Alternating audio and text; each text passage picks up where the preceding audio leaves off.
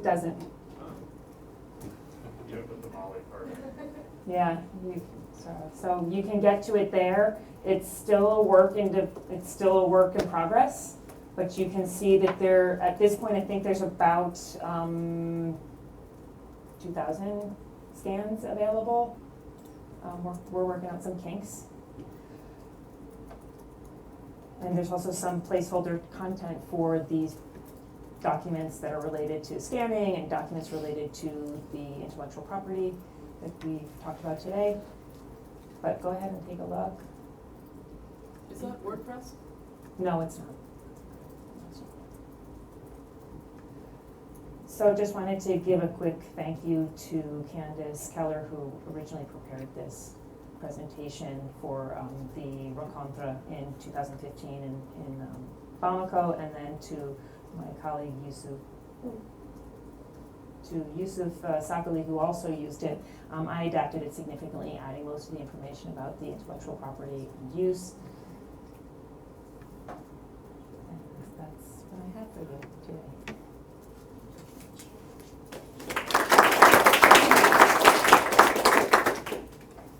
So do you have questions? Do you want to go talk a little bit about the Creative Commons? Yeah, particularly the non-commercial.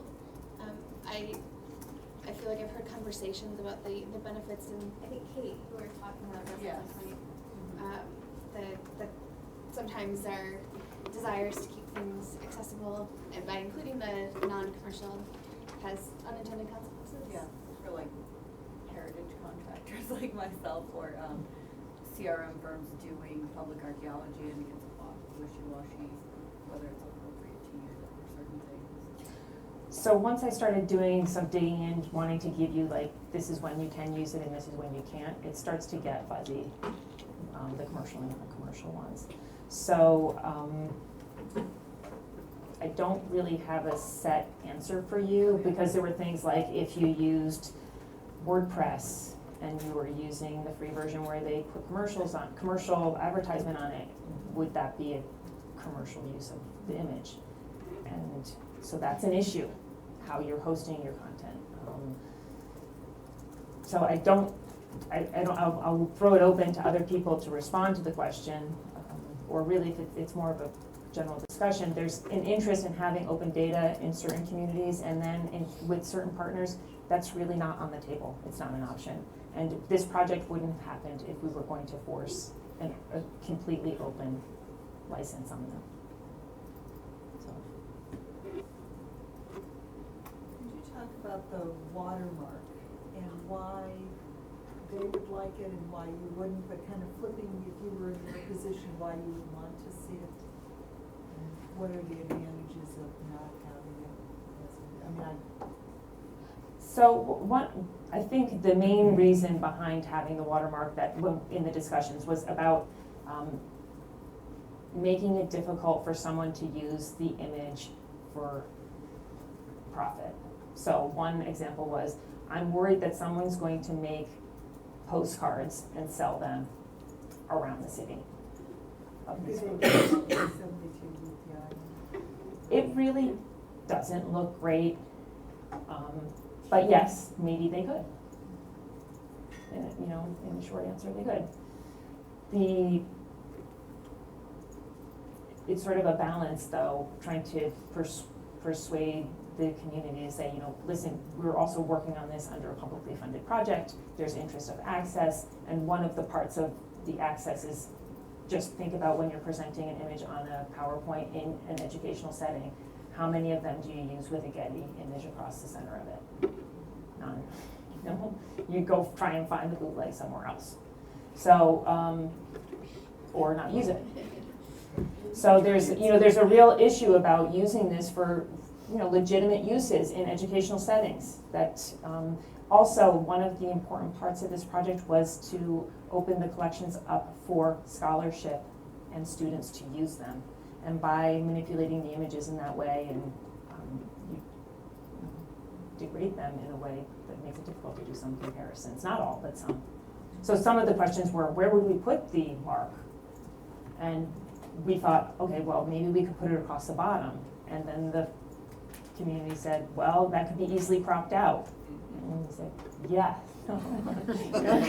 We're trying to balance this thing. Yeah, I was just gonna say, I know a professional photographer in Belize who puts, he has beautiful images, but he doesn't want people just using them. And he puts copyright, he puts right along the bottom, but it impacts the image and it could be cut out, but he puts copyright and he puts his name. But he has said, he spends a lot of time looking for people who have used his images for profit purposes. Right. And that sort of goes to another part of it, which was how much of enforcement are we going to try and do on this? If there was going to be these images appearing in large exhibitions, of course, yes, that would be a point of doing it. But if somebody is going to sell it on the postcard. I think there's a larger meta structural issue too, in the sense that copyright enforcement and everything is very uneven, right? So if you're Disney, then you've got armies of lawyers and you've got the technical means to be able to go out and enforce every little instance of Mickey Mouse. If you're a photographer in Mali, that's a lot harder for you to be able to do. And so this is, you know, I mean, the sort of licensing choices that we choose or don't choose on the systems that we build, it's really important to try to do the right thing with those decisions, but we also have to realize that anything that we do is in this larger context where there are big power dynamics at work, and you know, if we want to aim for reform for treating people fairly, which I think we all want to do, it's not just about what license we put in our individual projects, but we have to advocate for much bigger structural reforms also. So that's the harder issue with anything digital, is that, you know, we tend to focus on what we do with our own specific projects, but there's a huge need for political advocacy that goes beyond our own specific project. I have two comments. So one of the things, I mean, we backed and forth and were involved in this discussion for months and months and months and months. This is a very measured and slow process. And we were really fortunate in that our partners in Mali, while resistant, were receptive to the discussion. And you know, and we came, I think in the end we came to a very kind of equitable arrangement. The one thing, and there were two. The primary thing that governed this discussion, and oftentimes governed the pushback that we found from our partners, was that commercial use. And we have to understand that this was not a theoretical situation, right? You know, they and their families in the studios had already been abused by collectors, European collectors, who were profiting off of this. So it wasn't theoretical at all. This shit had already happened to them. So given that, I actually think the discussion went really, really well. The one thing that, and this sort of speaks to the watermark issue a little bit, and the other thing which is important to understand is that these were, this was not one negotiation that was going on, but 4 negotiations that were going on, right? So we had to engage with the rights holders of each of the collections, and oftentimes the discussion diverged. It wasn't a single kind of discussion. So the watermark came out of one of it was a single one where the others weren't. And one of the sort of the sort of reactions to that is, you know, bad people are going to always do bad things, right? They're always going to find a way. They're going to crop the image. They're going to edit the image. I mean, it's possible to edit out watermarks, and there's only so much you can do.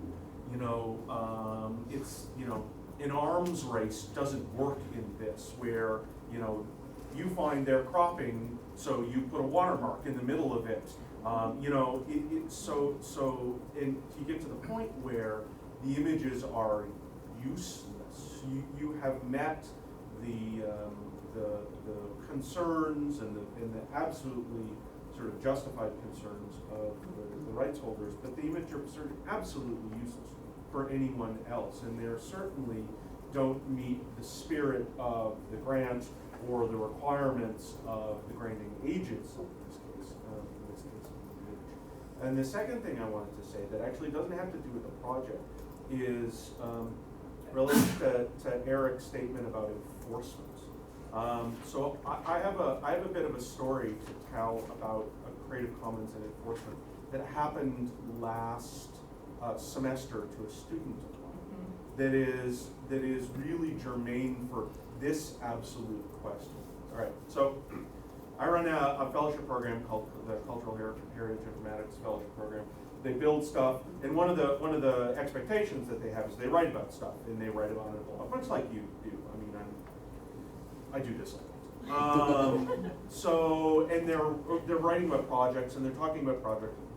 And I have a talk at the beginning of the fellowship and talks individually with fellows about, well, how you cite images and where you look for images in these blog posts.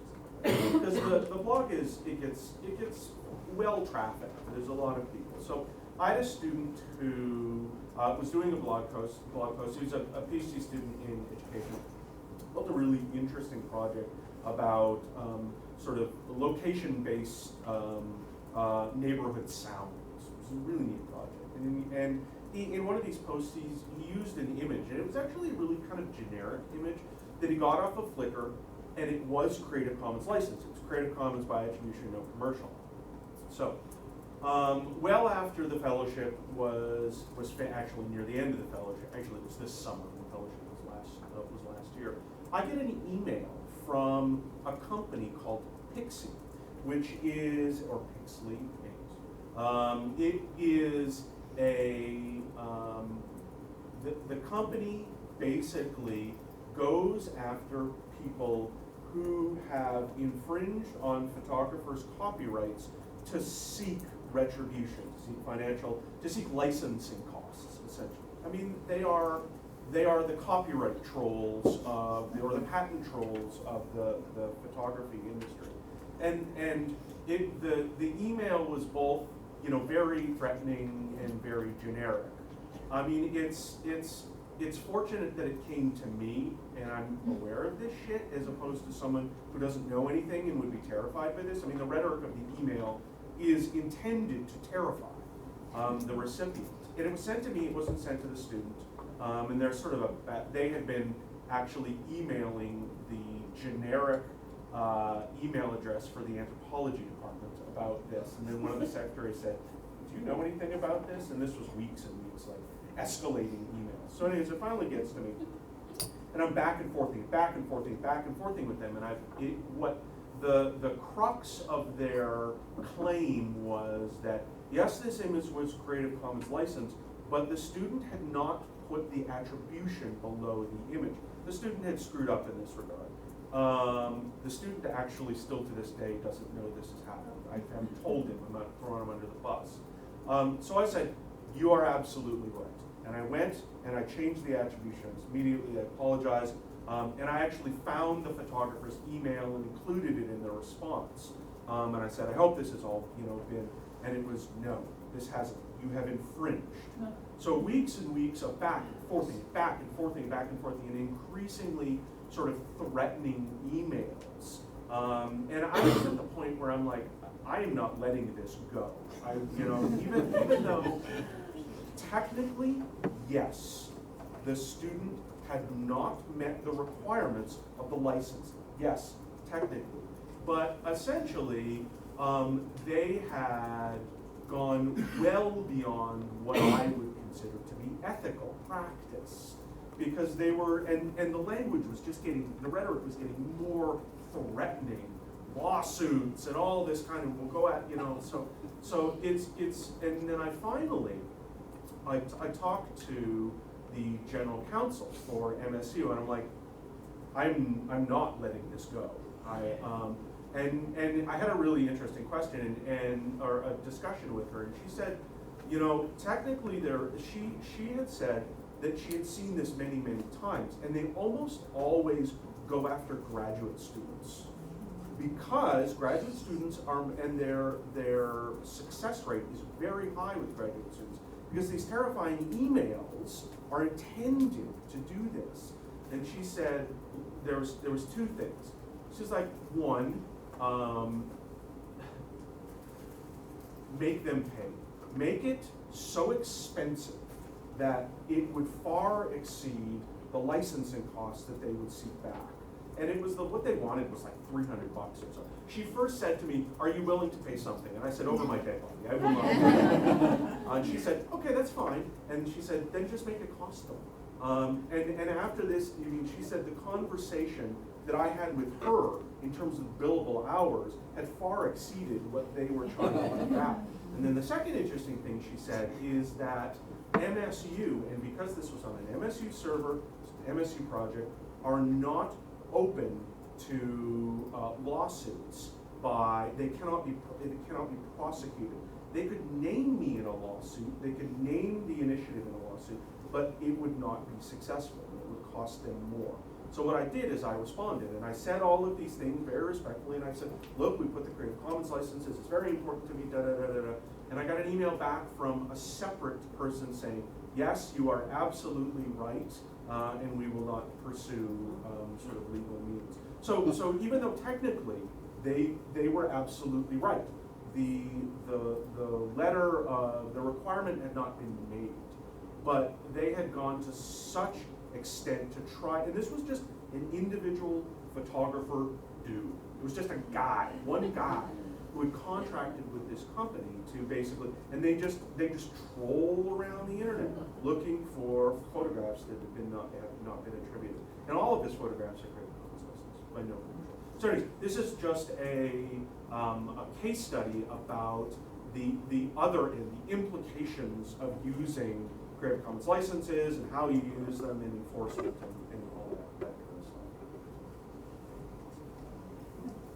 Yeah, can I just touch on that? I mean, this is one of the key things. If you're using copyright as a tool, and it is something that we have to consider, you really have to remember that it's a tool with real force, the force of law, the force of jail, the force of financial ruin, potentially, for people. I mean, you know, facing a $150,000 fine, 5 years in prison for copyright infringement is a really, really, really big deal. So the ethics of copyright in this space is really, really complicated and hard. I mean, there are no easy solutions. It's not about just slapping the right license, it's not about using the right software, but we would have worked in an extraordinarily difficult circumstance with regard to copyright. And I think that the choices that we have around, yes, we want to protect the integrity of the materials that we publish, but we have to recognize that we have precious few options in this general space to navigate these ethics, because, you know, what it really comes down to is this legal regime, which is really, really oppressive around copyright, and that's without directing reform agendas to those broader needs, we're sort of, you know, sprinkling a little pixie dust to sort of wash our hands of a very complicated, very hard issue. And I think that's one of the biggest challenges that we really face with this.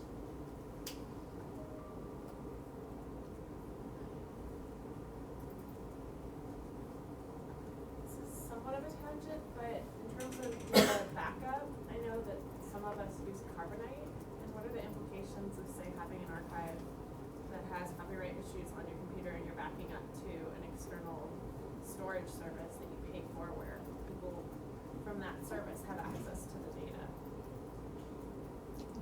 That's a pretty big issue. I don't have the answer to it, but I guess in some ways it depends on, I feel like it's a don't do. What did you say? Don't. Yeah. Yeah, don't.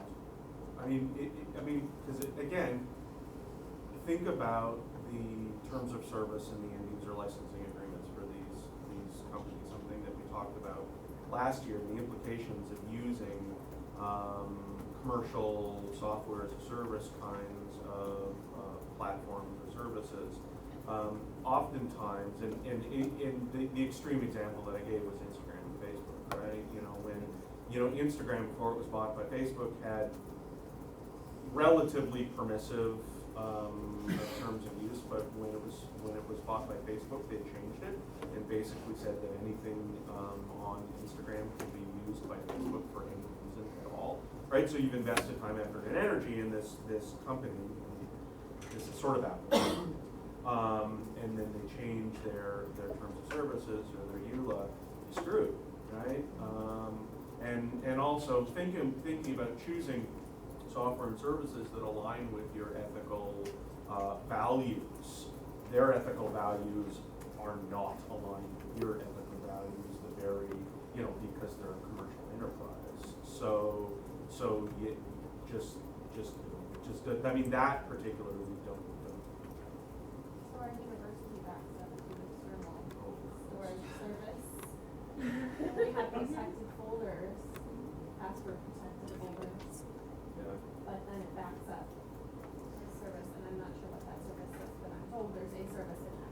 It's a magical. Magical, yes. This is actually kind of an interesting, in educational institute, the use of cloud-based software as a service kinds of platforms in an educational context versus in a personal context. So oftentimes, institutions will negotiate different terms of services with those companies in order to protect FERPA mostly.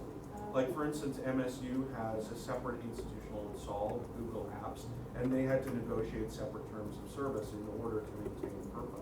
It's quite possible that your institution has done that, but that's all completely opaque, right? You don't know about that at all.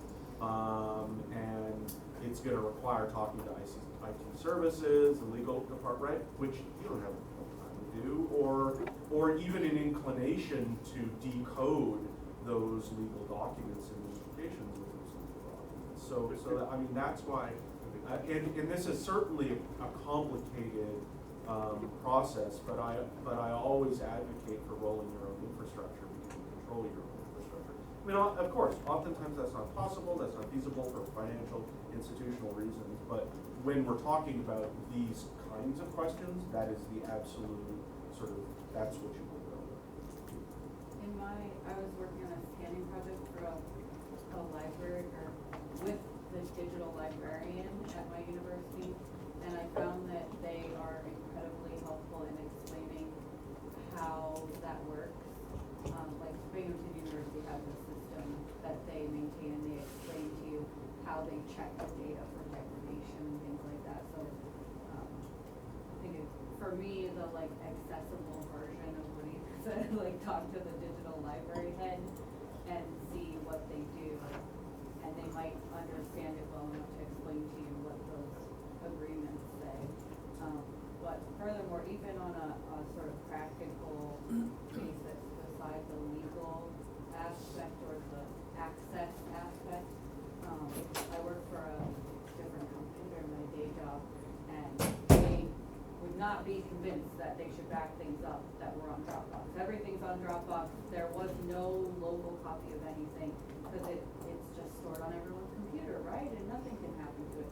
So I did it against everyone's will on my time.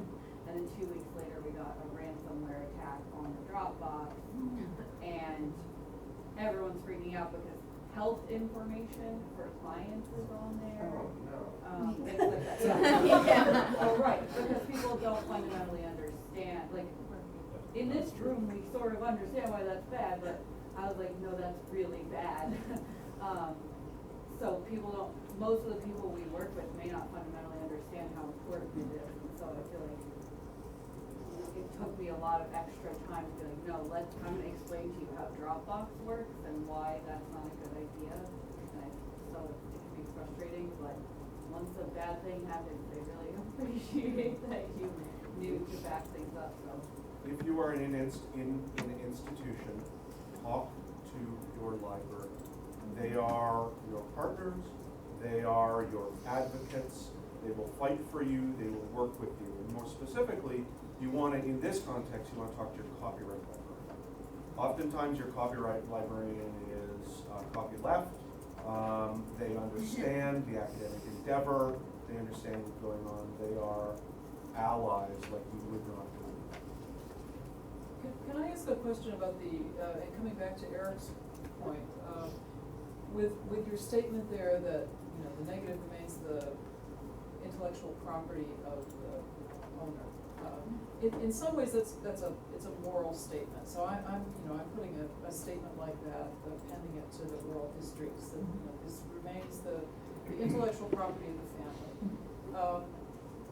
there's no real legal, I'm not, is there a legal implication of that? It's more, I'm seeing it more as a reminder to people who are using this that, you know, this needs to be attributed, this needs to be respected, and so on. So I see it more as a, rather than kind of pixie dust, you know, a kind of moral reminder to users. No, the pixie dust is sometimes the, when you sort of absolve yourself of these issues of putting on a license or something like that. And no, that's a very strong moral claim. You're not appropriating. Yeah.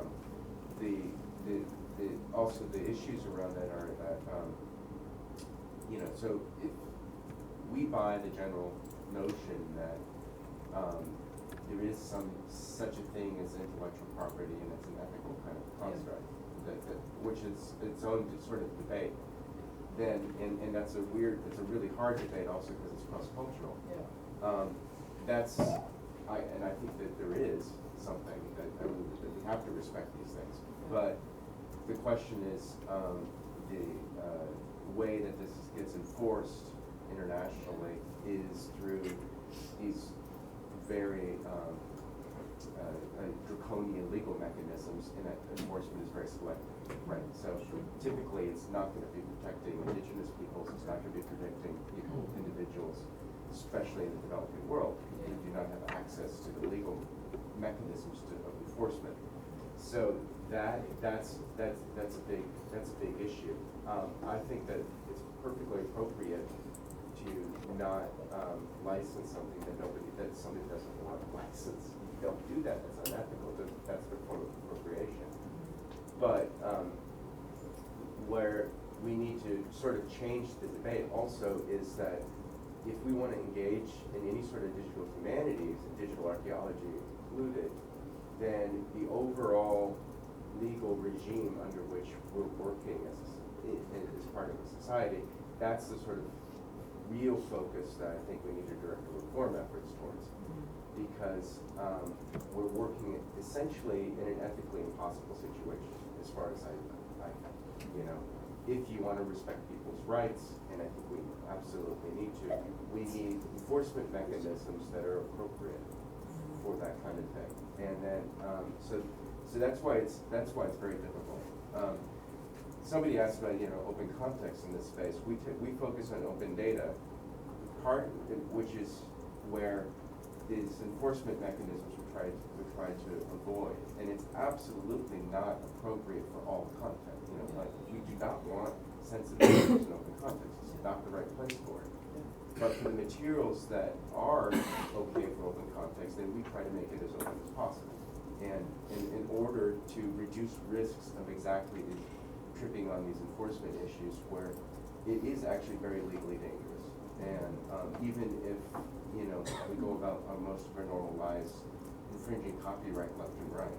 There was a great study from 2007 of a lawyer who worked at a law school who counted up all the infringements that he did over the course of a year, just copying. I mean, like when you respond to an email, you're copying the person's message, right? That's a copyright infringement. All that sort of thing amounted to something like $2.7 billion liability, just of a faculty member doing his normal job. So we're in a sort of a ridiculous sort of a situation. Obviously, that isn't enforced every day on everybody because otherwise we'd be all in jail. But that there is that sort of world of we don't want to be in a situation where we're all sort of at risk for that, and that's the big problem. And I think it holds true also for individuals, not just individuals who are potentially in vulnerable situations, not just necessarily stakeholders. So, I mean, I had a situation where a series of figures I had created magically appeared on the web under a museum, in a museum's website that this guy created, took all of my images and just stuck them up there with the implication that he had created them. And somebody pointed it out to me. I hadn't seen it otherwise, and I was furious. But then I thought about it, and you have to think about what are you going to do? about it, you know? I mean, eventually I went to the museum because he refused to take them down. He said, well, they're on their web, they're available for anybody. And and I, you know, and my thought process was this, and I was, you know, pretty, you know, it was a long time ago, and my thought process was, he really did a terrible job of stealing the images, and so they were kind of ugly. They were ugly copies, and I thought, well, do I really want my name on those? That was one issue. But ultimately what I did is I went to the museum and I just said, look, I can't say I'm going to sue anybody, but I can say that this looks like shit and he didn't have the right to take my stuff.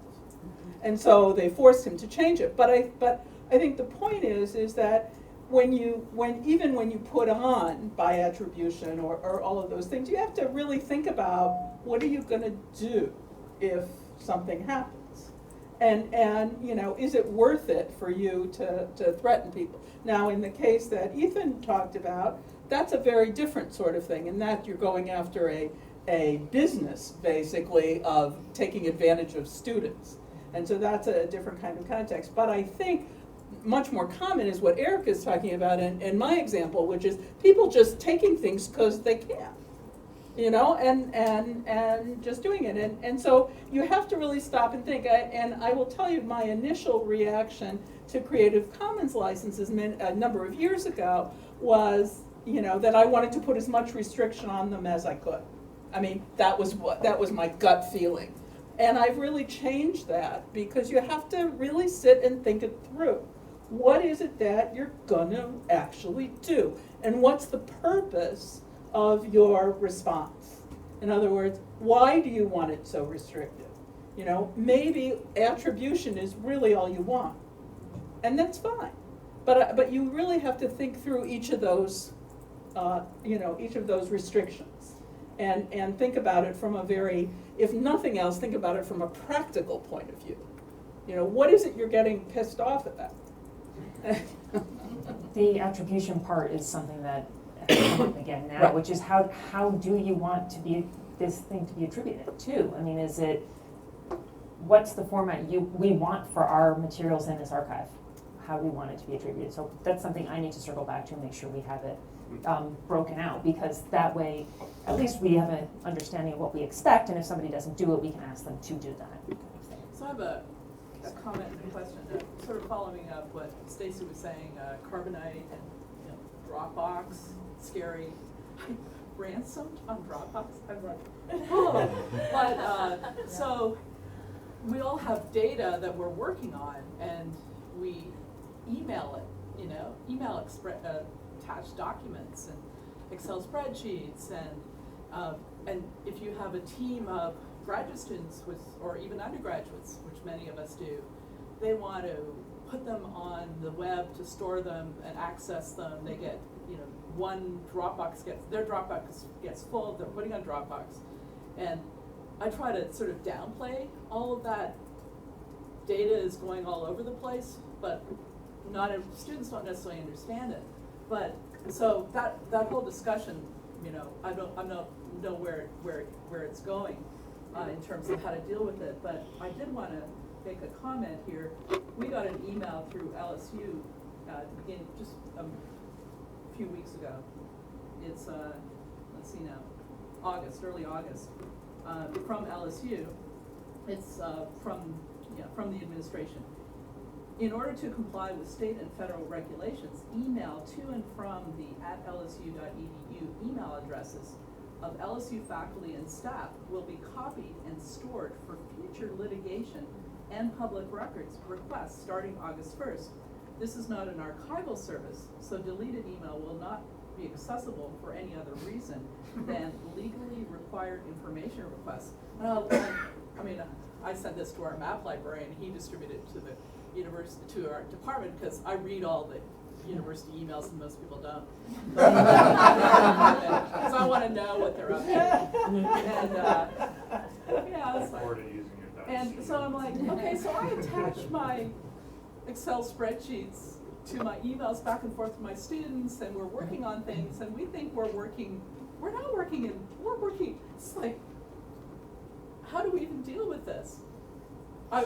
You know, this is good, so be careful what you say, I mean, that's the subtext, but our emails are being archived by Public the record. administration. So you know In the our best data. reaction to that is you mobilize hundreds of faculty to send innocent emails to whoever's administering that, saying, hey, I deleted an email the other day, could you recover it for me? So like treat them as IT. They'll get so frustrated. Well, they're so saying, but they said horribly- it's not gonna, deleted email's not gonna be available. Yeah, I know, but it's the, Information. but it's the act of sending the email and just annoying the hell out of them. Yeah. You could say this could be a lawsuit one day. I need it. I need it. Yeah. Or a copyright infringement of your data. Right, or give That's- them information for your own data, right? Yeah, I just thought, wow, they've got all my data now. Yes. They did before as well. They just told you. So my first reaction was, use my other email. If I don't want LSU. But then No, then actually, Google has don't it. do Google that, has it. because if you use your personal email for university business, then it can loop your personal email into all Right. of those Yeah. frequent Yeah. Right. information requests. Yeah. And so then your whole life becomes available. So Yeah. it's very important to keep those silent. So you're stuck is what? Yeah. Good luck to them. They really want all that. It's your yoga class. I was wondering if you could show an example or just tell me an example of a good attribution for a Creative Commons license or point me to one somewhere, just to see what it looks like. What an attribution. I think that you can, one of the things that Ethan has talked about when we're doing this project is how do you want this cited? And that it should sort of be sitting on the page where you have it. So that's a way to do it. Okay. But I think that the projects can determine what the attribution looks like or at some sort of acknowledgement at very Creative minimum. Commons also has code that, so once you do if you select a particular license, they have the code that you can then insert in your webpage. But how would you say you would attribute it? Say, I'm going to use this in a slideshow in a project. How am I going to attribute this image in that slideshow? That's the question. I don't know if anyone else has. Well, I input on mean, that. I think it's really nice, I tell my students, if you are going to the conference and you're using a photograph that someone else took, put it on the slide and put it, say, photographed by, and, I mean, they'll show me a presentation beforehand, and I'll say, who took this photograph? You know, oh, it was X undergraduate, put their name on it. It makes them feel good, and it's good practice, but it's hard to do. So I think we do need to be specific about if there's an attribution we want to make sure that it's clear on the site as well. I don't know if anyone else has anything to add to that? Just Standard that- attributions that or something? I've experienced people want that and are Mhm. grateful that it's there, they can copy and paste Right. and be done with it.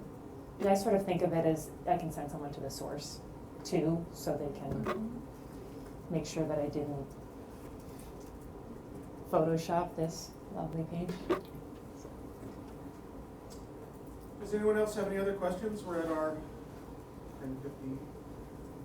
All right, so let's take a 15-minute break, and then we'll come back, and Dan will talk about 3D in the VM.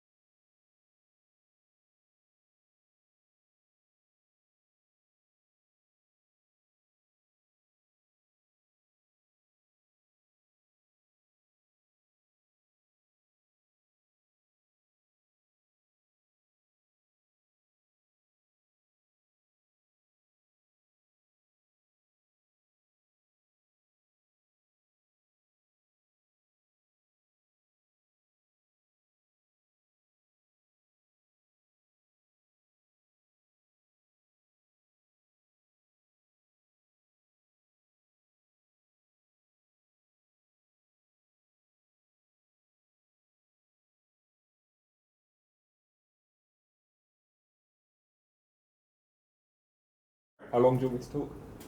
40 minutes maximum? Sure. Okay. Fine. 10 Whatever. minutes. Talk really Slow. slow. Okay. Yes. I know I'm the annoying Englishman with the mumble and speak too fast and no one understands me. Go on, Eric. Say it. What? What was that, Derek? Yes. So, back in 1995, I went to Israel scuba diving with Maryland University, and I got really fed up with Americans just sitting there going, "What? What? What?" Yeah, whatever. Okay. So you've heard about what I do at the museum. I'm not really sure what I do at the museum yet. So I'm starting to work out a new career and what we can actually do. And last year's institute really has had an impact on what I do as a daily job as well. It's made me think about how we put things into practice. The copyright discussion we just had is going on daily where I work, and it's a bit scary, and you quite often switch off because you hear it day after day. But you do have to listen to that sort of thing. Copyright has a big bearing on the 3D world that I'm going to talk about as well. I'm not sure I really understand the copyright implications for everything. I'm not a lawyer, and so I've done the best I can. Thank you very much. So let's begin with the skeptics for 3D. Now, there are many, many skeptics out there. I was one of them when we first started doing 3D as a project. I didn't really see the point about doing 3D generally. So many of you might have come across Mark Harnell on the internet. Mark's a curator. He's an awesome chap. He really doesn't understand why a lot of people are doing 3D, but he sees the reason why 3D should happen. And I think this is very, very apt, this quote here, that 3D printed objects are going to be sort of lying around a museum and people don't know what to do with them. And I brought some samples of stuff that we've been doing for the museum here. I've got some plastic models. I've got some others. They're packed within a nappy, or a diaper as you call them over here, just because that material is quite easy to carry them. And these are gypsum prints. I'm going to talk about these a bit more later, and you're very welcome to come and have a look at them. People at home, sorry, you can't see them. And there's a few cartoons out there as well, about what sort of 3D things might be happening. I'm sure you can read this. Can you read that at the back? I mean, yeah, well. So, this is one thing we haven't been doing 3D models of in the museum yet. We have been asked, can you do winged phalluses? I haven't actually managed to get any to do yet, but surely they might sell in the museum shop if we start selling making models of these. You never know what people want to buy. Filth drives the internet, might drive 3D sales, we'll find out. Now 3D has been going on in the museum for quite a long time now, before I even started doing stuff. Some of you might know Graham Earl, or come across Graham Earl and his work. So his team came and did a really fantastic model of this object here, the mighty Moai. One of these. I've made chocolates out of these models and done all sorts of things. But this is one of the few published papers that I found on good 3D work in the museum world. This is an antiquity paper. It's worth reading. Then there's been other work based around coin hoards. Now, on the left-hand side, or your left, is a coin hoard from the Bow Street Hoard, which is down in Bath. We had a 3D print of the coin hoard in the museum on display because the coins were going through conservation. You can now do 3D to find out what's in coin hoards very easily. You can do CT scanning, you can see whether it's actually worth excavating the coin hoard in the first place. Conservation work is very expensive. The museum world has got no money, we know that. So why should we waste money on excavating something that's full of grotty coins that we'd actually need to put in a museum collection that we could give back to the finder under UK treasure laws? So this is the example. This is the Selby hoard. We worked out what was in that coin hoard just by looking at these CT scans. The curators got excited. Some didn't get excited because they don't like those coin periods. And then there's a company that has got a very interesting reputation amongst people in this room, SciArc. They came in and scanned our Assyrian monuments. We're now redoing these scans for our own use, so we can actually own that data, because at the moment SciArc own that data and we can't use it. Eric might have a comment on that. So what methods are we using within the British Museum? Well, various methods, but the one that's mainly used is photogrammetry. There's many people in this room who are using this method already. And I'm sitting next to Michelle, and she's doing some work at the moment on Egyptian coffins. And these are some examples of things I've been doing recently. This all came about through the Microplast project, so my collaboration with Andy Bevan. I hadn't done any 3D work before I met him. And then we got the grant for the Microplast project you heard about last year from the Arts and Humanities Research Council, and they funded what we're doing. And I'm very grateful to them for funding that sort of work, like I'm grateful for NEH for allowing to come over here. So this is a very simple method for people to use. You've all got a camera. Most of you got a camera on you now, you've got a phone in your pocket, unless you're Sean, He's a very strange archaeologist. He's an electric archaeologist. He doesn't have a mobile phone. He hasn't got a smartphone. What is going on there? Sean, get with it. So it's very easy to master. There's a variety of software. There's free and open source packages out there. And it's quite easy to get into. You can learn this very quickly. You can use packages like 123D Catch and go into a museum, walk around an object, and make a 3D model very quickly. We can't stop people making 3D models now. It's very difficult for you to stop people doing stuff. They've got images. So do you need me to wear a microphone? No, you gotta mute your computer. Not mine. I'm tweeting at you. Okay. I thought I was going crazy. It's all Eric's fault. Stop tweeting at me. It's probably No, been but I'm rude. tweeting at you also. It's probably been rude as well. No, anyway. So within the museum, there's just 3 people doing this work at the moment. We're producing a few models weekly. Not many. That's actually not my computer. It's something That's over your phone. here. Oh, Phone. it's your stuff. Not my phone either. I don't think it is. Right. Everyone put your computer on. Yeah. Someone tweets at me now, and I'll see if it's mine. I'm sure it's not mine. I'll carry on until it happens again. So it's quite easy to master, and we can do this as a workshop within this building if we want to later on. Some people can learn how to do photogrammetry. It's not difficult. We also do some medical imaging, CT scanning. I've just been talking to Michelle in your department. Denver's been doing this as well. Now this is much more expensive. You have to take things through the museum, out of the museum, pack it up, take it off to a hospital, put it through the scanner, repack it, bring it home again. Is it me? Hold on a minute, just have to check. No, it's definitely not me. So this is a very high barrier to entry. People going into this sort of 3D scanning, we can't do it very easily. Then you can get more high-end equipment, Artex scanners. Now these cost thousands and thousands of pounds. So I've got a budget of nothing to do today. So I'm not going to get one of these. I have to go off and find a friend who's got one of these. I think I've got a few friends, so maybe I can get one of these. And this is a chap from Toulouse who came to the museum and did the scanning to complement the CT scanning that we'd already done for these mummies. We have a touring exhibition called Ancient Lives. It's going off around the world and taking photographs and models out into the museum environment. It's an on-tour exhibition. It's expensive. It produces great results, but we can't all do this. Most people in this room can't ever get access to this sort of equipment. So how do you get on the road to regular 3D production? Well, we've used a variety of methods. I've used a colleague called Tom Flynn, who's a contractor for me.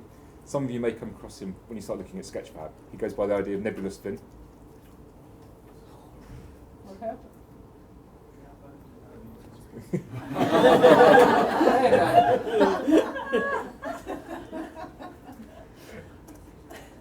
Bro, you're just trying to ruin my presentation for me. So we use Micropass, where we've got the public to help us with photo masking, and we've just been talking to Michelle as well about doing some 3D models for her as well. We'll see what might happen.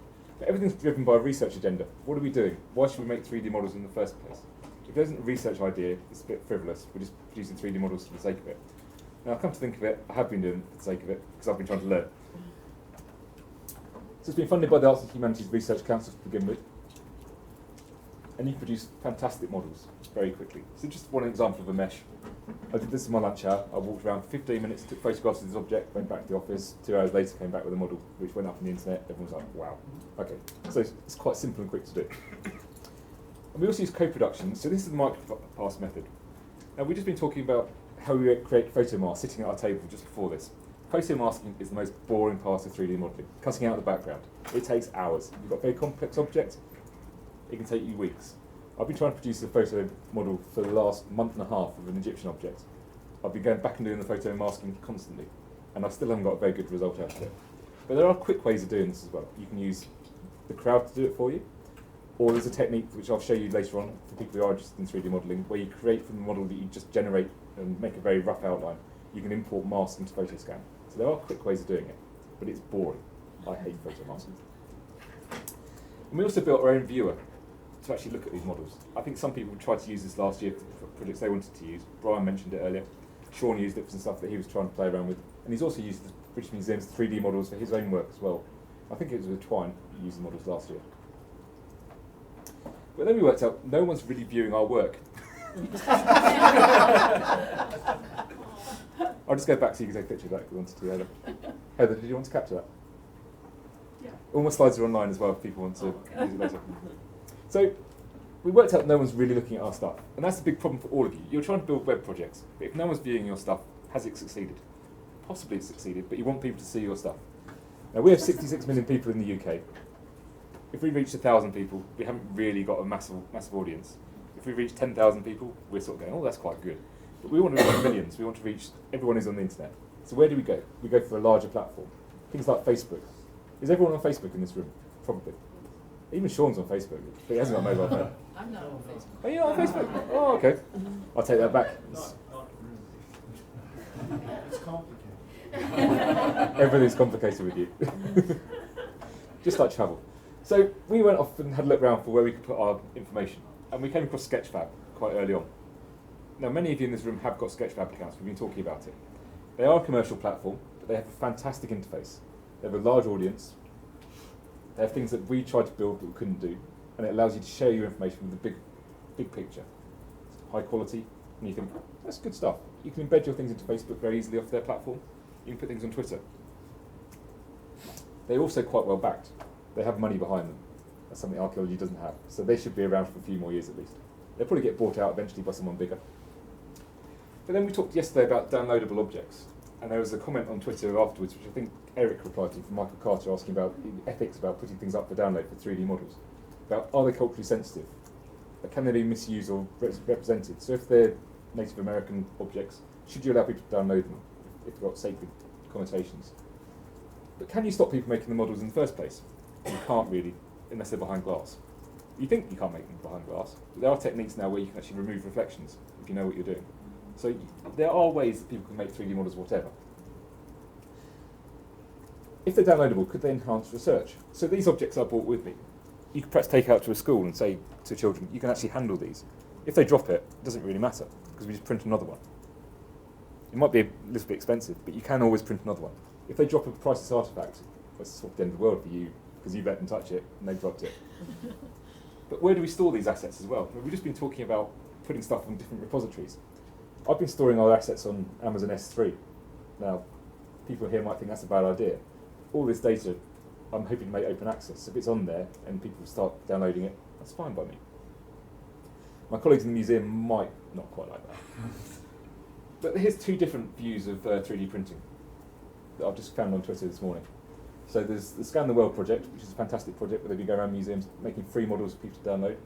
There's another chap who said, this is specifically about the British Museum objects. I probably won't say what it says just because people might be listening from the museum. I'll let you read that one. But we're still not reaching the masses. Now this is how many models we've got and how many followers. So we have 73 models up there at the moment. We've already got 2,500 followers out of I think nearly a million people that use that platform. So we need to try and reach more of those people. But we are getting lots of people liking our models regularly. So this is an example of one of my favourite objects I did a 3D model of. This is the Jennings dog, Alcibiades dog, the Duncan dog. It's got various names. He's a fantastic object. This is the rendering a video that I captured in QuickTime. This took me 2 visits to go and do, hour in total to go and get the photographs. And it took me about 4 hours to put the model together and render it up. And it's one of the highest resolution ones I've done. So this is the dog, and we can pass that around actually if you want to. And this is a gypsum print that I'm passing around at the moment. So it's very high quality. It's actually an absolute privilege as well to see these objects. Ethan was rather happy when he saw this come out the other day. This is a really important object from the pre-pottery Neolithic B. 9,500 years old. It's a plaster skull. Now this brings up ethical dilemmas as well. Should we be scanning human remains? I was asked to do this for an exhibition that we've got coming up soon in room 3, which is our temporary exhibition space in the museum. It's already been CT scanned, so they can work out what the skull looks like inside this plaster. They're using it to tell people more about why this actually happened as a practice. It's a fantastic object. I was amazed to get so close to it and actually do stuff. So this is my assistant on the left, Jennifer. This is Sally Fletcher, the curator, on the right-hand side. So this took me 35 minutes to take the photographs, and this is the result. So it's a really interesting object. This isn't available online for people to look at yet. We're still waiting for our human remains curator to actually say whether it's ethical to put it up in this manner as well. and whether we annotated it in a way that's actually appropriate. I think we have, but we have to get his permission first. And then we have to get objects off display as well. This is a really famous Bronze Age object. This is the Mould Gold Cape. This is really difficult to do a 3D model of. This is just the point cloud. So to get it off display is really logistically hard. You have to go through a whole chain of command to get to the point where you say, this object's coming off for the day. You then have to get a museum assistant to go and get it out of the cupboard. You have to get people to wheel it through the museum out of hours. It has to go through a lift, which doesn't actually work most of the time. You have to take it back up. You have to get people to actually sit in the door and guard it when you're not in the room. So there's lots of things to do. Once you've finished, you reverse it, it goes back on display. But you also have to tell the public why it's not on display. But the idea is that we can make a model of this, and we can use it for virtual reality, we can use it for games, we can use it for whatever purpose we might want to. And there's a replication project going on at Cardiff University where they're trying to make a replica of this. They haven't got access to the object all the time. If they've got the 3D model, they can actually start learning far more about it. So this is the 3D model I managed to produce. It's not perfect, and I haven't finished it yet, so I need to go back again. It's very reflective, it's very thin, it's got thousands and thousands of perforations around the edge. So just around here, there's little holes. At the top, there's little holes. You have to photo mask them out individually to actually get this to work. So I've done, I think, 500 of the holes so far. I've got probably another 500 to go. Yeah, I'm not enjoying that. And my philosophy is all around open source. Now, this doesn't fit very well with the museum's aspect at the moment. We also have a new legislation as well called Public Sector Initiative, or Directive. If we give away something for free to Alex, we have to give it away free to Michelle, we also have to give it away free to Lynn. We can't discriminate, so we're having to license images out to people. I wouldn't want you to discriminate. I wouldn't want to either.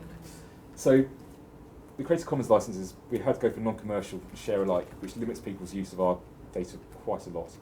I'd like to go for CC BY. I don't think that's ever going to happen with the museum objects, but the micropass objects will stay under the CC BY license. Sebastian Heath was very pleased when we started releasing the micropass objects under that license. I was quite pleased too. We've sort of run out of time to do those objects now. When the micropass project is running out of time to actually do BM objects, so we've started to do projects with other people instead. And it's up to them if they want to release them under that license. They can say that, and we will. But how do you promote objects? Well, it's quite easy with the Sketchpad platform. This is an example of the James dog being promoted on the British Museum feed on the 14th, which is the day we got here. Now I've got 37,000 views on Facebook. It has been shared 607 times, so you can measure things. Now people here are talking about metrics. How do you measure the impact of what research you're doing? So people are trying to work out whether they should use Google Analytics to measure impact. There are ways that you can actually say, this has actually made a big deal for our public. You can also solicit comments as well. Now, that could be a bad idea for some objects. And how do you extend 3D to go outside the museum and make more money? Talk about licenses, talk about virtual reality and augmented reality. Well, here's an example of something we want to start doing more in the museum. So we're now starting to build exhibition spaces. We're thinking about doing expensive mock-up models. Why are we doing that when we've got CAD software? You can turn that model from CAD into a 3D model. You can print those pieces off in plastic and you can move them around. People can have sort of identikit museum displays. You can work out that you might go into the museum and we put our star object in the middle of the room. We start doing flow analysis and work out no one's actually going to go and look at that object where we placed it. But we go and put it over there and people might go to it. You've got virtual reality headsets on. You can actually walk around the museum space before we build it and decide whether that's a good way to do things. This was a very cheap way to mock up this display, and they actually decided not to go for this unit in the end because it didn't work for the costs of producing. So they usually do things in cardboard, the exhibition designers. It takes the girl who does this about 2 to 3 days to produce the cardboard model. She gave me a CAD model, we produced that in 10 minutes. We're on a very quick print. And she was over the moon. She said, it saved me days of work, so I can now get on with something else. So it's a quick way to do things. Now this is an example of museum stuff. This is other things that could start happening. This might be happening in America, I'm not sure if it is or not, but they start to augment tickets now. This is from the Rugby World Cup, so people were getting information about games, videos that they could watch before the game, just looking on their mobile phone. Unfortunately, I didn't see anyone using this facility apart from me when I went to watch this game. And I was showing the person behind me, goes, yeah, bit naff. Okay, never mind. And you can also take your 3D models out to different places as well. Start enhancing your records. So I haven't seen many museums starting to do this yet, where they bring collections data together with total picture. Where you've got an image, you've got a 3D model, you've got the text, you might have an audio recording. This is prime stuff for open context, but at the moment Eric says he hasn't got any models to do this with you. It's very easy to do, but is it sustainable? If Sketchpad disappears, is that going to work in the long run? So where do you store your assets elsewhere? Have you got your own way of backing up your 3D models, your OBJ files or whatever? Just work out a policy of a strategy about how you could deal with this if they disappear. And some of our objects have gone off into virtual reality. We had a company come in called Solurus who did a VR event based around a Bronze Age house. This cost £10,000 to put on. This is my wife in the left-hand corner when she put the headset on, and she was just amazed what she could see through it. Sean said he's bought an Oculus Rift headset, and you've used it once, I think you said. And what was the main reason for not using it again? I think motion sickness, he said? It made me barf. So, this is the problem I've got with VR. Now, has anyone read this article that came out a few weeks ago from Adrian Hon? Now, he declares that VR will break museums. I don't believe his headline is actually true. Sean's just said why. His motion sickness makes people sick. He wears glasses. Does it fit in all the headsets? There are barriers to people using VR. It's very clunky at the moment. It hasn't really moved on immensely from back 20 years ago when you first saw it, and you saw people wear those massive headsets. They've just shrunk a little bit. I think it has potential to enhance museums and archaeology. It's not going to replace it. You can say the same things about photographs a long time ago. You take a photograph of museum objects. Why would I want to see the real thing? You see a 3D model of the dog that we're passing around. Does that stop you wanting to see the real thing? I still want to go to Egypt and see the real thing. You can do very cheap augmented reality as well. This is something that my colleague Tom Flynn's been doing, where he's been taking our 3D models and bringing them up over exhibition labels. So we can have all our 3D models for a certain gallery in place. You can go around and tell people that we've got little labels which have been augmented. They can see these 3D models and turn them around on their phone, on their tablet, which enhances what they can do. So we're looking at one of the models at the back of the room yesterday, the colossal Memnon. You go into the gallery and you can't see the top of it. Maybe with the 3D model you could see that it got hieroglyphs on its head. There's things that you can't see but you can see on the 3D model. Or it can be annotated with bits that you don't know anything about. The curator could be telling you your own private tour using the 3D model, which gives you more information and enhances your visit. It's not replacing it, it enhances. Sketchfab's also very nice in the fact that you can annotate. You can do it in multiple languages. So this is a Japanese figure that we did for a very temporary exhibition. But we've now got an audience that can read the labels in different language. We can have multiple models. We can do one in Japanese, one in Chinese, one in Arabic, one in English, and put them out for different audiences based on the locale that they're coming to. So this could be on a web page, it could be in a gallery, it could be on a turntable, it can be all sorts of things. And this is another example of one of the objects we did for Room 3 as well. And this is a Pacific god. And here's the print of it. It's quite a nice plastic print, very difficult model to actually produce. And we're also taking 3D prints out into handling desks now as well. So this is the only model we've got of an Egyptian townhouse. This is a gypsum print, 3 different versions. So there's a plastic one up there, there's the print on my desk, and that's the real object over there. They're very worried about this going onto the handling desk, being broken, seeing it's the only object they've got in the museum. It's also on display in a different gallery. It's not in the exhibition that's being held. They also had another object on display, a figure of Isis. This is the figure I've been trying to do for the last few weeks. They got it valued just for insurance purposes and found out it was worth £65,000 and thought, we can't put that on the handling desk. There's potential that someone might steal it, it might get broken, what do we do with it? So I've been trying to do a 3D model for them. I'm about to give up on it. I might go back and do it again. But they can put the 3D model out there. If someone takes it, we just print another one off. We photorealistic gypsum, so we can actually see what the object looks like. Gypsum prints are quite nice, but they're still quite rough and textured. Heather's played around with gypsum printing. I think it's reasonably good, but it's still not awesome, brilliant. We were talking about it, they have weight. Yeah. Which is really nice, but they break. Yeah. Yeah, so it's a very friable material. It's a long way from these plastic ones. You give someone a plastic print, and they sort of think, well, that's sort of the naff end of 3D printing. But it's very good for prototyping. It's very good for handling and just playing around with. But you can do other things as well. So I decided I wanted to start showing people what we could do with 3D prints. So we had a bake-off competition at work. So I turned the 3D models that I've been doing into chocolates. So the Easter Island statue, Egyptian things. I just wanted to show our new director that we've been doing 3D stuff and this could potentially make revenue. If you went to the British Museum shop and you saw a box full of axes that came from the BM collection as chocolates, maybe you'd buy them. And the research that we're doing contributes back into the collection. So we could actually do more 3D work. You could actually say, I'd like to do a chess set based around my favourite figures in the museum, on demand. But you don't actually keep the stock in your shop anymore. You just say, well, you choose the figures you want online. We send them to you in 3 days' time from the printer. And we don't actually have that legacy of, we've got these huge statues sitting in the basement that no one ever buys. But we could actually say, we'd like that dog blown up into a concrete mould, and we could have 2 in my front garden, gathering lichen. It'd be really nice to have those. So these are some examples of the chocolates being made. My wife thought they were quite nice and decided they needed a bit of pimping up. So she went out and bought some gold spray and changed them so they're a bit nicer. And they're very easy to do. So if any of you have actually got 3D models that you've had printed out, all I went off to do is went on Amazon, bought some silicone paste mould, pressed the objects into it, pulled them out again, filled them with chocolate, after washing the moulds obviously, and then started eating them. We also do some in-house printing for 3D. We bought a reasonably high-end commercial printer. This is a 3D Systems Cube Pro Duo. They're okay. That's all I'm going to say about them. They're okay. They do break often.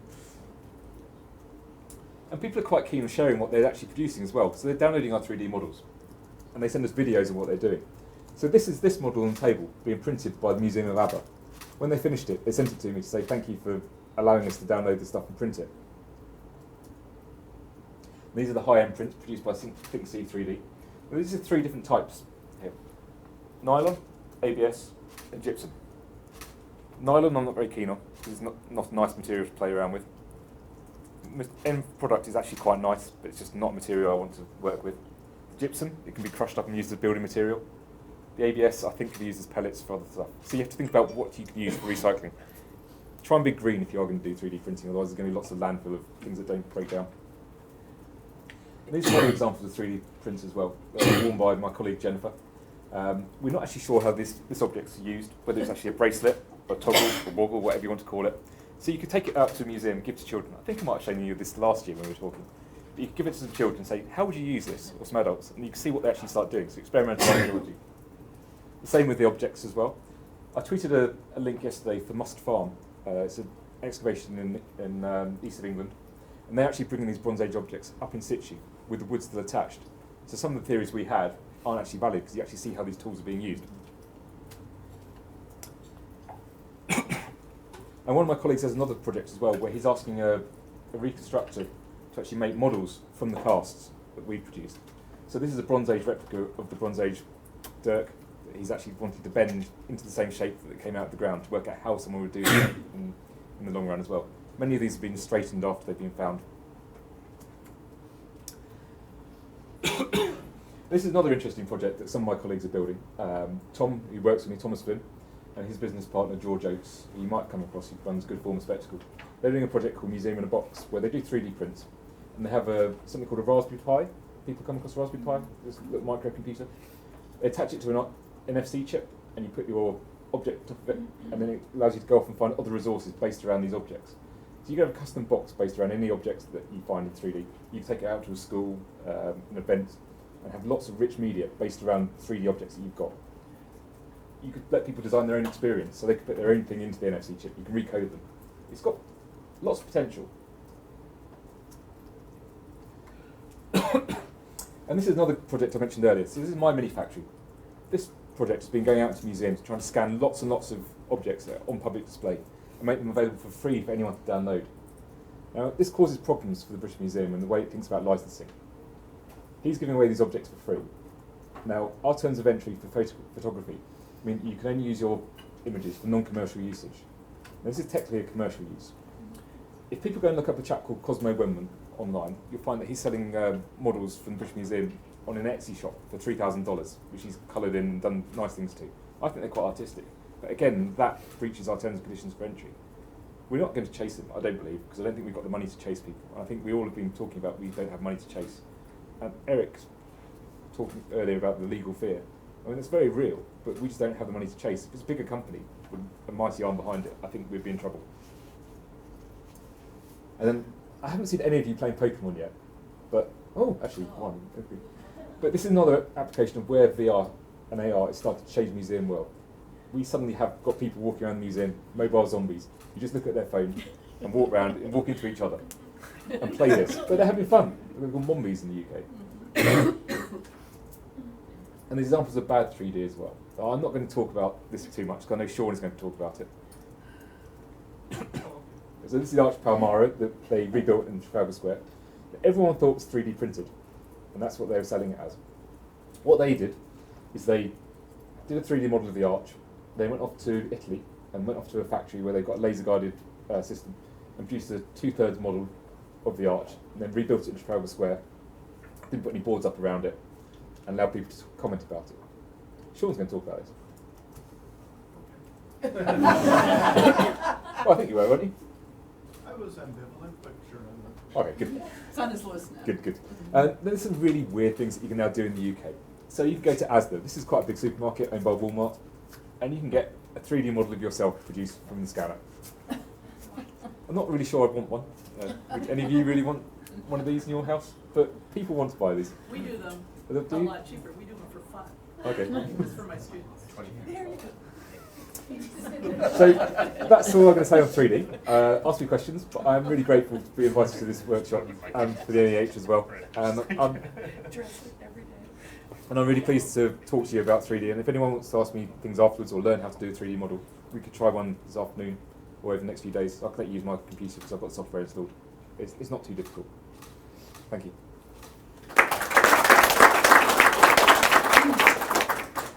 I just wanted to say, I mean, I follow what you guys almost stalking the British Museum online for 3D stuff, but I figure if the British Museum's going to try it out, then we can try it out. It's okay.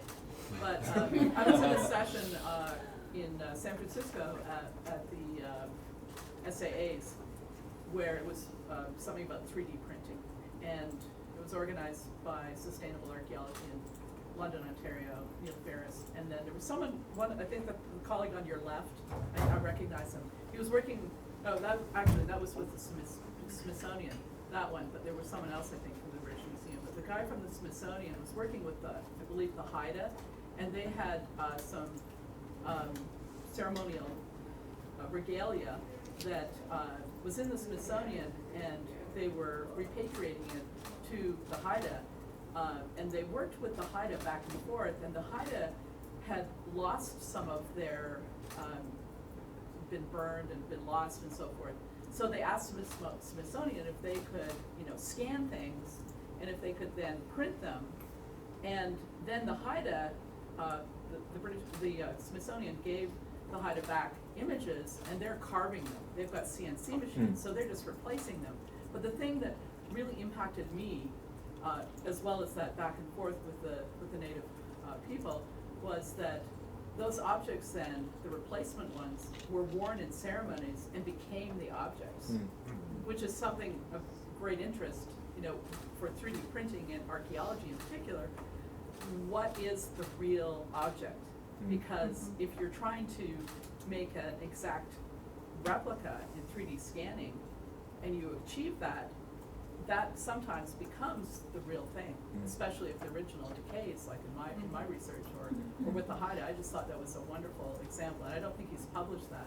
Actually, that 3D modeling from the Smithsonian, working with the Haida and other and tribes in Alaska, has been going on for at least 20 years. Yeah, yeah. I mean, they've been doing models so that the Haida can actually look at the object all the way around, and elders can sit around and look at it in various ways and say, oh yes, this is this and that. And they frequently tell the Smithsonian they don't want the original object. Yeah, they want to keep them. That's Right. right. They want it so that it's protected, and they want just a print. Yeah, but they're making, the Yes, Haidas are yeah. making out of CNC, Right. they're carving them. Exactly. It's a fabulous example. We've got a few examples of the Australian nations asking for stuff to come back or prints to be given to them. Now, the commercial arm would treat it as a request for an asset to be sold back to them, but the curators are more sensitive, and they're saying, "We'll do this for you. What do you want us to do? Do we release stuff into the sort of public sphere, or is it something you just want for yourself?" So, do we release the prints onto Sketchmap? Probably not. They're going to be objects that we do on a sort of commission basis, so that they can use them for what they need, like you just said. So they want them to be able to produce copies of themselves, put them out in schools, teach people more about their culture. We are getting more requests to do this sort of thing, but we've only got me and Tom doing the 3D modelling, so it sort of limits what we can do. So one of the aims I've got is to teach my colleagues as well in the museum how to do this. do other things as well. So this workshop is quite inspirational in the fact that I'd like to be able to teach curators in a group, same sort of thing. So we did our Open Refine workshop, we've done our stuff with linked data, we've done our stuff with just everything else. This sort of stuff we could replicate out for curators elsewhere and teach them skills where they can actually be self-sustainable. So at the moment we have teams in the museum that deal with social media, which they go off and ask people to generate. Maybe the curators actually could be generating that stuff themselves, directly onto source. Or they can take control of the stuff that IT department already does for them, because they know that they can actually start doing this stuff. So 3D is something you can actually take control of yourself. And if I've got 65 curators producing 6 3D models, we could do part of the 8 million object collection over time, but if we try to do everything in 3D, we're never going to manage it. And should we? Can we choose carefully which objects go into 3D as well? One of the things we thought about is asking people what they'd like to be done in 3D, and just see what people come back with. And I know that I'll ask for partner marbles, for instance, to be done, and then we give them back. That's one of the things that might come up. Yeah, I'll just make one quick comment. That you've talked a lot about museum objects. I used Sketchfab, took a bunch of photos in the field of the site, and threw them into Sketchfab, and it was actually quite magical. And so I have a 3D model of the site, not just objects. And actually, also I did- excavations, you know, if Yeah. you do like a block excavation or something, you can do it. Yeah, and it was super easy, and I didn't have to photo mask it. Yeah, Because yeah, it's a bit easier for that. Yeah. So there's Ethan knows one of my colleagues, Neil Spencer, who's been digging at a town called Amara West for quite a long time now. And they've done a Unity walkthrough of the excavation using photogrammetry to actually produce the model in the first place. And I believe that's going to go up into Sketchfab quite soon. We've been able to render it in a smaller version that can go up. So people will be able to navigate the excavation over time. So there's things that we are doing for more archaeological based type things. But there are some more fantastic work going on out there. It's a nice platform to put your excavation material onto. There's some really standout examples, and there's people learning at the start, but you really see how people accelerate their learning over time. So you can produce really bad models to begin with. Over a few weeks you suddenly work out, oh actually I've just learned how to use the software properly. And I'm still learning all the time with Photoscan, and all these little techniques about what you can do. And there's other software out there that might help in the future. So there's colleagues in Cambridge University working on automatic photo masking. So you do one yourself, it works out what the background is, what the object is. You put it into a command line program, press go, and it will do all the masks for you. And then produce a 3D model as well at the end of it. So I think automated modelling is going to come quite soon. And also phones that are being produced are now coming with native 3D functions built into them. So you might end up with an iPhone in your pocket, you go to a museum, walk around your favourite object, come out with a 3D model, go home, print it, I've got on your mantelpiece within half an hour, and the museum has lost its revenue stream, just because you've got the capability to do it yourself.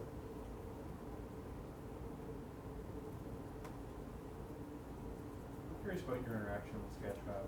I mean, in the museum world, the Amazon, right? And as such, it probably elicits a little more attention from Sketchfab and a little more sort of personal interests. I'm just sort of wondering, and I know that Sketchfab has gone to great lengths to open up its platform for heritage applications, and giving out whatever the first paid tier types of accounts for free to heritage people. And I'm just sort of interested in this sort of how do you interact with? Do you interact with them just like any of us would have interacted with them, or is it some sort of privileged status? No, I don't think so. Alban's been to see us once. He's the founder. He was in London for the day, so he came to see us face to face and talked about what their platform was going to do. And then I think they've been very supportive of what we're trying to do. But like I said, it's because we are a big institution that will happen. But they are encouraging me to introduce other people at museums, archaeological organisations to them, so they can get them on board as well. So they are quite committed to trying to get more cultural heritage on board. So this morning I've introduced Michelle and Alex to Alban, saying that they have the free account level, see if that helps. I speak to Nicholas, who's one of their business people, about once a month about what we're trying to do and whether there's stuff we could promote on our social media feed. I'll keep asking whether we can have features built in, like the measuring tool, because maybe you can't measure objects and look at how big they actually are. So there's various things we are asking them to do.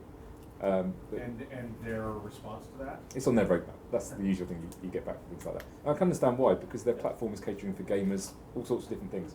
And we are just one part of their audience, and we can't cater for everyone, as I think you're all finding out with your projects. You have to work out who your primary audience is, to start with, so you can develop them. I think they're going to stay around for quite a while. They have got venture capital behind them, and they seem like nice people to talk to. I don't see anything really sinister about what they're doing. They don't seem to be a company that's going to sell your assets off.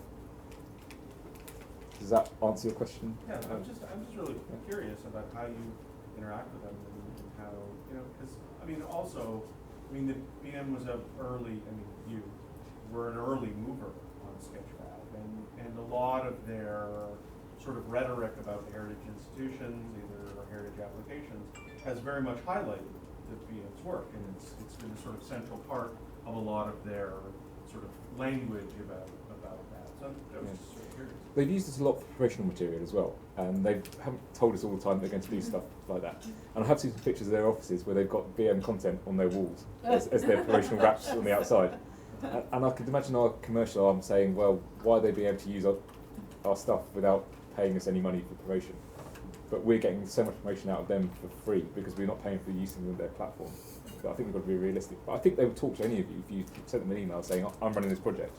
I'd like to get more of my stuff up. Can you help me as well? And they are very good about helping when you've got problems. The British Museum sent me. Yeah. I don't mind you saying that. I mean, that's just gonna Yeah. help you Alban, out. if you're listening, I'm sending them all to you. He gets $10 every time. There's not much in England anymore. I'm a total nobody, and they were very quick to give me a cultural heritage free account for what that's worth. Not that I've really used it. Alice Lynn, you're not a nobody. Oh. Well, thank you, Dan. I have no models. How's that? Yes. I did actually, I mean, in getting mine, they're like, they genuinely said, well, what are you doing? And then started emailing back and forth. The guy, I was talking about this Senegalese collection, and apparently the guy that I was talking to like lived in Senegal for a while, so it was really, so this is where it's kind of interesting serendipitous kind of event, but there was genuine interest. Eric's waving his arm around. Yeah. So you dropped a little bomb at the beginning of your talk about Zyar, and I was just wondering about